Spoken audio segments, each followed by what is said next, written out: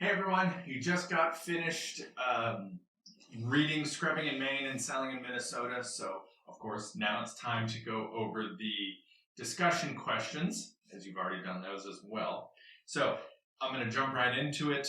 First one, Ehrenreich begins Scrubbing in Maine with, "I chose Maine for its whiteness." What did she mean by this? What effect does this have on her experience looking for employment in Maine, with whites comprising most of the low-wage workforce? What does it mean to be white in a low-wage workforce that isn't a majority white, like in Florida? So this is a very common part that students kind of not only kind of remember, but used for the essay. And the pitfall with this is that you really need to explain it out in order for it to really make sense in the context of the essay. So she chose Maine for its whiteness. Now, there's a lot of inference here, so I want to go over it. In Florida, the workforce is racially diverse. And so that's how she got placed in jobs that she didn't apply for, because certain people, certain races, certain, genders, employers don't want to put in some jobs over others. That's why she went as a hotel maid and became a server instead. So with that difference in racial workforce, there's that segregation that happens. And that's why specifically she chose Maine for its whiteness. So Maine, with its workforce primarily white, then the employers can't have any bias or prejudice on her skin color. They, as you'll see later, they'll essentially bias on something else, some other quality. So when she says, "I chose Maine for its whiteness," what she's meaning is she's taking away one of her advantages in order to have a more low wage or a lower wage job. So she's making it more difficult for her, essentially. In diverse workforces, her skin color is an advantage. In racially homogenous workforces, her advantage is now gone. So that's kind of what you have to explain. And that's the whole reason why she does that. All right, number 2. The hands and knees approach is a definite selling point for corporate cleaning services like the maids.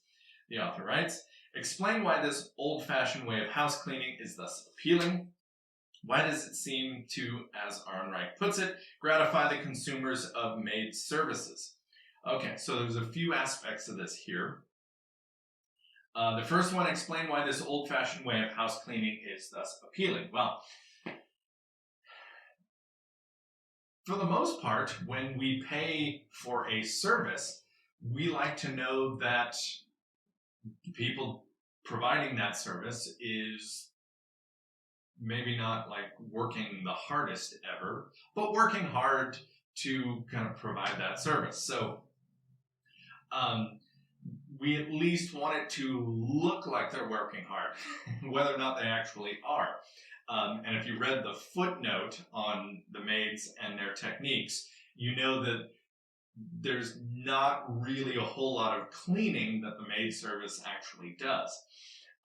So the hands and knees approach makes it look like someone is working hard that you had hired. And who doesn't want employees or people that they hire to work hard for them? You want to think that you're getting your money's worth.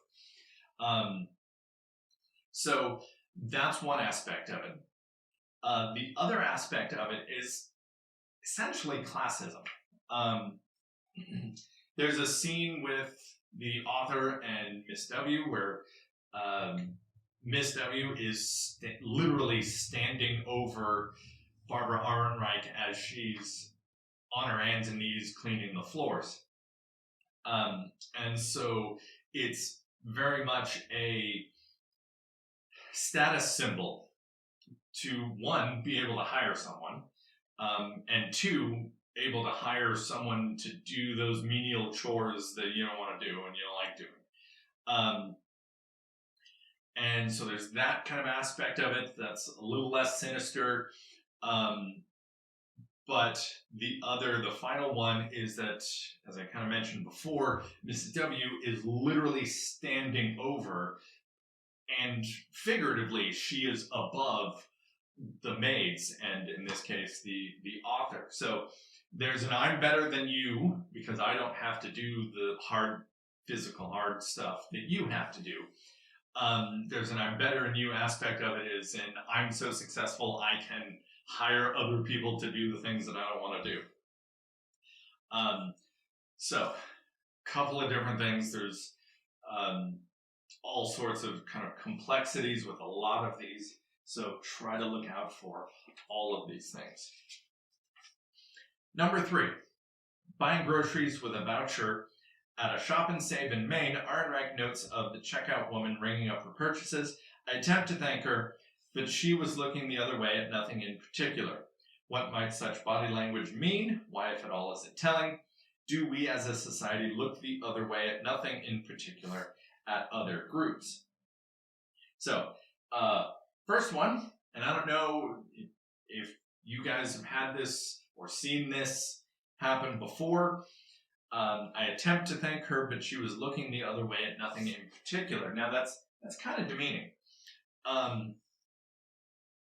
Just because, you try to speak to someone and they just immediately look the other way and don't answer or don't acknowledge you, there's nothing that says you're invisible or you're at least not important to me than not even acknowledging that person is even there or talking to you or anyone else, things like that. So there is that kind of invisibility idea, and let's see, certainly part of what the author says, what might such body language mean? Why, if at all, is it telling? Well, as I said, for number 1, the racially homogenous workforce, so there's no way for us to, or for those in Maine, to prejudice people or judge people. Then again, people find other ways to do it. Other ways, like, as Ehrenreich notes, she has her uniform on. You prejudice someone by their job. I have a specific job. I require, or I need to have certain skills. I get paid a certain amount for that. My job maybe is easier or better than your job, therefore I am better than you. And that certainly comes off, even if they make the same amount of money, that certainly comes off when you don't even acknowledge someone when they talk to you. I know some students like to say, oh, well, maybe the cashier was just having a bad day. Well, if you were having a bad day, maybe you'd want to talk to someone new. Or were you having that bad of a day that you can't say, you're welcome? 2 simple words. So there's, last part of number 3, do we as a society look the other way at nothing in particular at other groups? Well, yes, we certainly do. We look the other way in addition to racial groups. We look the other way at the elderly, the handicapped, kind of various groups, various professions, and of course various racial groups.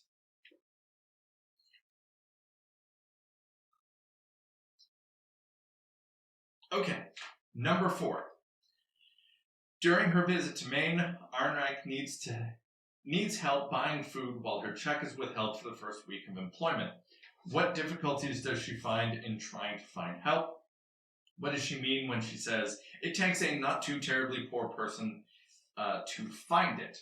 So, essentially her experience trying to find food stamps That program in California, at least, is called SNAP. It's in California and a few other states, obviously not Maine, but it's essentially food stamps.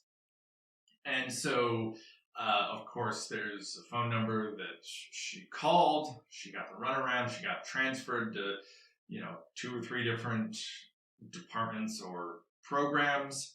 So that was difficult. She then finally got somebody to talk to, and they said that food would be available at this location up until 3 o'clock. So, as far as not being too poor, she had to have enough time to be on the phone, and I'm sure jobs weren't gonna say, "Sure, go ahead, take an hour or two to do this stuff." She needed to have a phone, which, if you're making minimum wage, you may not have a cell phone, so you'd have to find a phone that way. You'd also have to go get the food, pick up the food, so you might need transportation, at the very least transportation, if not your own car. Luckily, one of Barbara's advantages is the rent-a-wreck.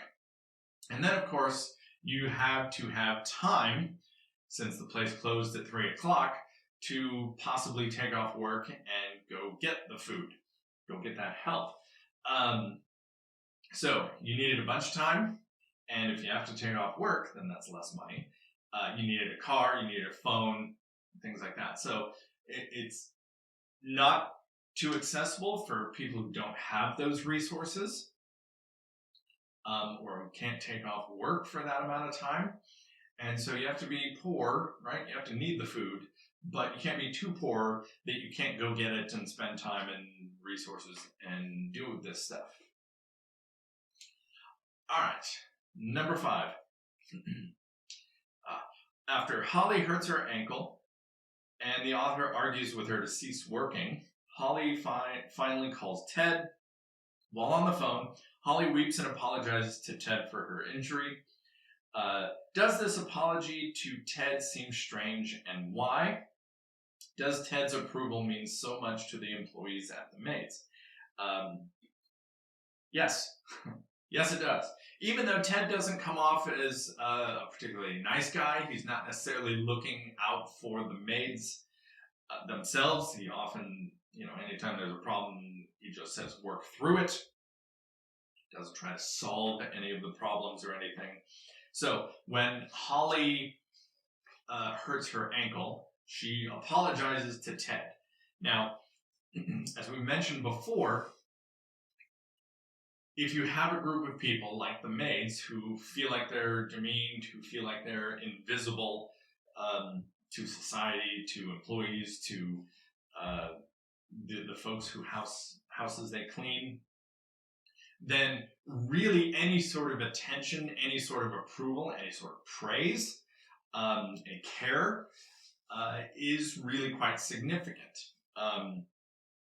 Even if it's from people who may not be the nicest people, like Ted.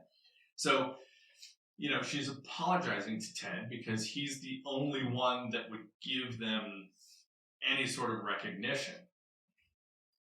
So, it's a little odd and a little twisted there, but that's tends to be what happens. All right, number 6, last one. Looking back on chapter number 2 as a whole, what connections would you make between maids and minorities in the United States? What about between maids and poverty and maids and invisibility? So, again, there's many groups. I'll add to the other list that I had earlier. Homelessness is something we often kind of look the other way at. Racial groups, as we're seeing now, tend to feel invisible. Those in poverty, those in specific careers or jobs. And so when you get to the point where you feel like you're invisible, and let's say a problem happens, or you have a need and you speak up and no one's listening, then that tends to create even more problems. Whether that's from specific jobs, specific groups, racial groups, things like that. All right, so that's it. That's scrubbing in Maine. We will continue on, and I will see you in Minnesota.